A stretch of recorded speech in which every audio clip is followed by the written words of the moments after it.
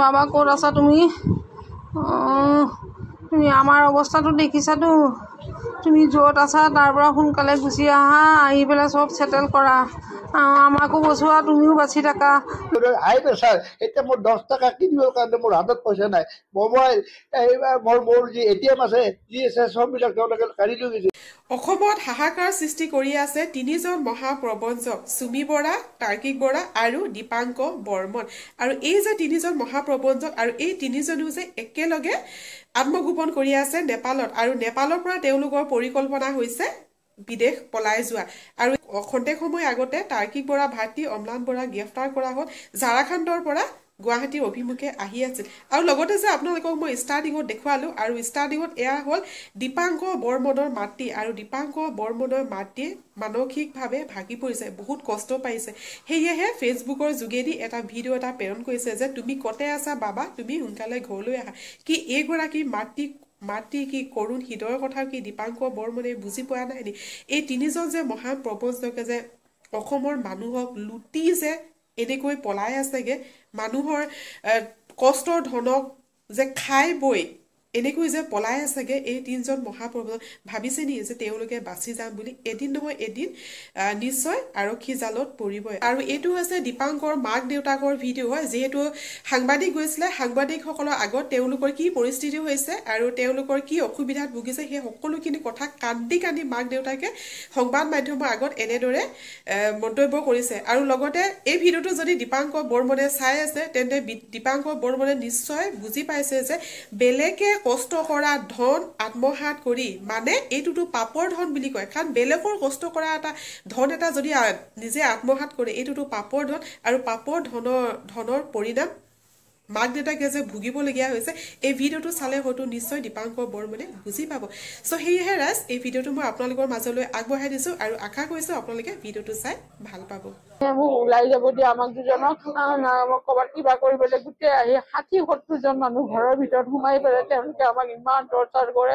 কৈছে দীপাংকৰে আমাৰ পইচা চব খাই মাৰি লৈ গ'ল। মই কৈছো মই সেইবিলাক একো নাজানো, নাই তেওঁলোকে নেমানে। কৈছে আপোনালোকে জড়িত আছে, আৰু ইমান অসভ্য কথা আমাক শুনাইছে নহয়, আমি একো কৰিবলৈ নাই। তাৰপিছত তেওঁলোকে ৰাতি কালি নহয় পৰহি গোটেই ঘৰ ভাঙিব আৰম্ভ কৰিলে। মই তেতিয়া ওলাই যাবলৈ লওঁতে মোক একেবাৰে যাব নিদিয়ে, মোৰ কানি কাপোৰ ফালি অৱস্থা নাই। মই সেই তেনেকেই মই জালুকবাৰী থানাত ৰাতি 3টা বজাত গৈ পাইছো। এইবিলাক কৰিছে কোনে কৰিছে? ইনভেষ্টৰে হ'ব এইবিলাক, মইতো চিনি নাপাওঁ নহয়। মানুহ কিমান 70-80জন মানুহ যদি ঘৰত থাকে মই কেনেকে চিনি পাম? মোক সেই চিৰিৰ পৰা যাব নিদিয়ে, টানি টানি মোক গোটেই এইবিলাক গোটেই হেৰি কৰিছে। মই থানাত গলো, তাৰপিছত মেডিকেল টেষ্ট কৰাইছে, কৰাৰ পিছত মই ৰাতি কালি 10:30 বজাত ঘৰ আহি পাইছো অকলে। আজি কেইদিনমানৰ ধৰি দীপাংকৰ বৰ্মনে এঞ্জেল ব্ৰকিঙৰ আণ্ডাৰত জিবি ষ্টক বুলি এটা শ্বেয়াৰ মাৰ্কেটৰ কোম্পানী আছে খ্ৰীষ্টান বস্তি, তেওঁ তাৰ অনুৰূপভাৱে হায়দৰাবাদতো আছে, এটা নলবাৰীত আছে, আৰু তেওঁলোকে গোটেই ৰাতি অশ্লীল ভাষাৰে আমাৰ বাক্য বান কৰে, বাক্য মদ চিগাৰেট আৰু তেওঁলোকে পনীৰ খাই আমি লঘোণে থাকিব লগা পৰিস্থিতি কৰিছে। আজি 2 দিন ধৰি পৰহিয়ে মোৰ মিছেছে প্ৰাণৰ ভয়ত ৰাতি 2টা বজাত খোজকাঢ়ি মালিগাঁও পুলিচ ষ্টেচনত গৈ হাজিৰ হয়। তেওঁ জালুকবাৰী অৱস্থিত, তাত পুলিচত তেওঁ প্ৰটেকশ্যনত থাকে জীৱন ৰক্ষাৰ কাৰণে। আৰু মোক তেওঁ কেতিয়াবা আমাকে কেতিয়াও মোক যাব নোৱাৰে, আপুনি যাব নোৱাৰে, আপোনাৰ পত্নী যিয়ে হওক মৰক, আপুনি হেৰি কৰিব, তেওঁৰ মানে হেৰি কৰি পাতিব, শ্ৰাদ্ধ পাতিব। আৰু তাৰপিছত তেওঁ কালি আকৌ 3 কিলোমিটাৰ খোজকাঢ়ি ৰাতি ওলাইছে, এই মানুহখিনি ৰখি আছে, আহি তেওঁলোকে এনেকুৱা বাক্যবান কৰি আছে। আৰু মই মোৰ পুত্ৰ মোৰ কন্যা তেওঁলোকৰ আনকি যি বাক্য প্ৰকাশ কৰিছে, মই আপোনালোকৰ এইটো সভ্য সমাজে এনে বাক্য কৰিব নোৱাৰো। তলত আছে, আমি শুব পৰা নাই, খলত তেওঁলোকে একো ব্যৱস্থা কৰিব পৰা নাই। মোৰ ঘড়ীটো আৰু মোৰ পত্নীৰ ঘড়ী আৰু ল'ৰাৰ ঘড়ী অলংকাৰ টকা পইচা যি আছে চব লৈ গৈছে। আনকি মই এতিয়া মেডিচিন দিবলৈ মোৰ হাতত 10 টকাও নাই। আৰু এতিয়া মোৰ মোবাইলকেইটা তেওঁলোকে আবদ্ধ কৰি অলপ আগতে আপোনালোকে অহাৰ কাৰণে এতিয়া মোবাইলকেইটা 2জন বিনিয়োগকাৰীয়ে আহি ক'লে যে আপোনালোকে চাইন কৰক, ব্লেংক চাইন কৰক, আপোনালোকৰ পুত্ৰৰ পইচা লৈছে। মইতো পুত্ৰ লৈছে যে পুত্ৰই দিব, যদি পুত্ৰই নাহে আইনৰ সহায় লয় তেতিয়া মোৰ যি আছে বাজেয়াপ্ত কৰি হ'লেও আপোনালোকক দিম। তেওঁলোকে তাৰপিছত কিছু আপোনালোকক মিডিয়াই সেৱা কৰিব নোৱাৰে।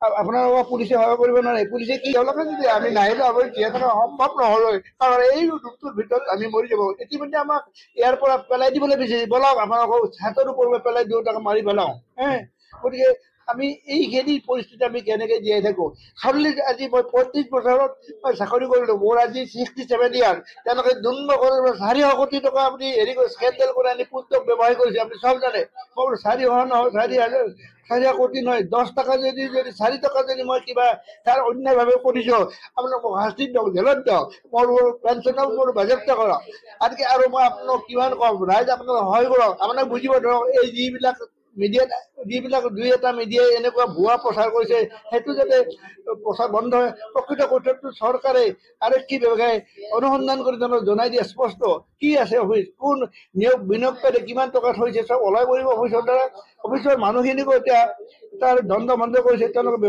মানে তেওঁলোকৰ ৰিপৰ্টখিনি জনাবৰ কাৰণে অক্ষম আপোনাক অনুৰোধ কৰিছোঁ চৰকাৰক উৎসাহ আৰু সাহস দিলে এইটো আপোনাৰ মেডিচিনতকৈ বেছি আমাৰ মোক সহায় হৈছে মই ডায়েবেটিছ প্ৰেছাৰ মই হাই প্ৰেছাৰ এতিয়া মোৰ 10 টকা কিনিবৰ কাৰণে মোৰ হাতত পইচা নাই মোবাইল মোৰ যি ATM আছে যি আছে চববিলাক তেওঁলোকে কাঢ়ি লৈ গৈছে গতিকে মোৰ হাতত ক'তো যাব নোৱাৰিম এতিয়া মই খাবলৈ আজি 2 দিনৰ মূৰত মই ৰুটি অলপ খাই পালে মোৰ অলপ গাটো ভাল লাগিছে আপোনালোকক আৰু মই কি ক'ম অশেষ ধন্যবাদ আপোনালোকে ভুল নুবুজিব আৰু আপোনালোকে আহক আৰু সহযোগ বিচাৰক ভিডিঅ'টো চাই কেনেকুৱা লাগিলে আপোনালোকে মোক কমেণ্ট কৰি জনাব মই যিহেতু এনেকুৱা ধৰণৰ ভিডিঅ' প্ৰস্তুত কৰোঁ আপোনালোকৰ মাজলৈ তো সেয়েহে ভাবিলোঁ এই ভিডিঅ'টো মই আপোনালোকৰ মাজলৈ প্ৰস্তুত কৰিয়ে দিওঁ তো ঠিক আছে ৰাইজ আজি ভিডিঅ'টো ইয়াতে সামৰণি মাৰিছোঁ পুনৰ লগ পাম নতুন এটা ভিডিঅ'ৰ সৈতে আজিলৈ বাই বাই